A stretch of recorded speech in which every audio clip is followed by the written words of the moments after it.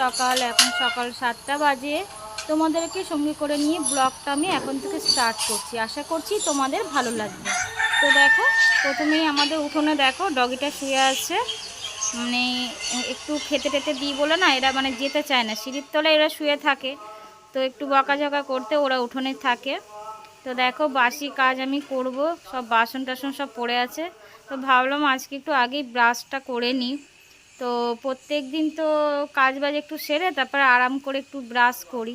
দেখো কুকুরটা উঠোনে শুয়েছিল, মানে উঠোনে ওদের গরম লাগে বলে খালি সিঁড়ির তলে এসে শোবে, আর যাতায়াতের না অনেকটা অসুবিধা হয়।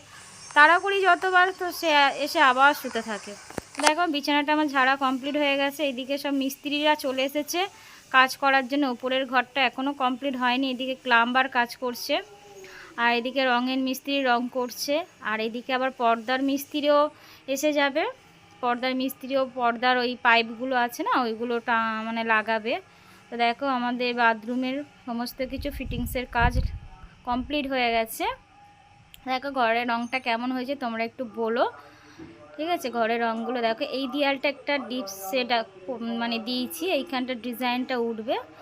এদিকে আমার পুচকুসোনা চলে এসেছে, দেখছে মা ভিডিও করছে, যাই।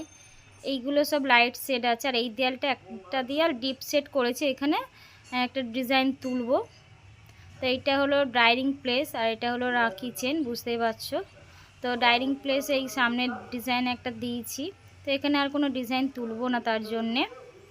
তো দেখো মিস্ত্রিরা কাজ করছে, আমি একটু তোমাদের সাথে ভিডিওটা ঘরের রঙগুলো শেয়ার করলাম, তোমরা কিন্তু অবশ্যই বলো। আর এই দেয়ালটা দেখো এখনও কমপ্লিট হয়নি, তো টেচআপ মেরে রেখে দিয়েছি। তো এটা আমাদের ব্যালকনি, দেখো ব্যালকনিটা বেশ ভালো লাগে, আমার তো ব্যালকনি ভীষণ ভালো লাগে।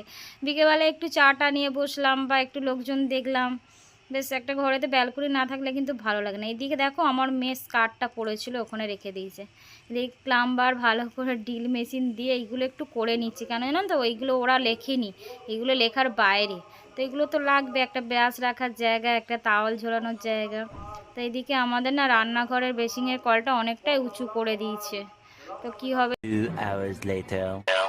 তো কিছুক্ষণ বাদে আমি আবার ওপরে এলাম।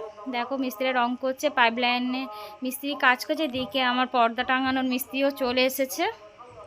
তো এইখানটা একটু ডিজাইনটা উঠেছে বলে না একটু প্রবলেম হচ্ছে স্ক্রুগুলো গাঁথতে এই দেয়ালটাতে।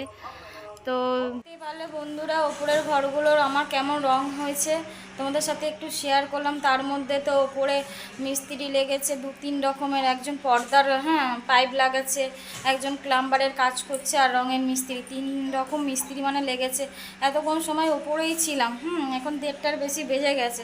তো একটু ডাল ভাত রান্না করবো, আলু সিদ্ধ। তো ভাবলাম আর ভালো লাগে না, মানে প্রচণ্ড গরম পড়ছে, বুঝতেই পারছো, পুরো ঘেমে দেখো স্নান করে গেছি। তো ডাল আলু সিদ্ধ রান্না করব। তো ভিডিওটা আর বড় না করে ভিডিওটা আমি এখানেই এন্ড করছি। তো তোমাদের অবশ্যই তোমরা বলো তোমাদের ভিডিওটা কেমন লাগলো, আর আমার বাড়ির রঙগুলো তোমাদের কেমন লাগলো আমাকে অবশ্যই কমেন্টে বলো।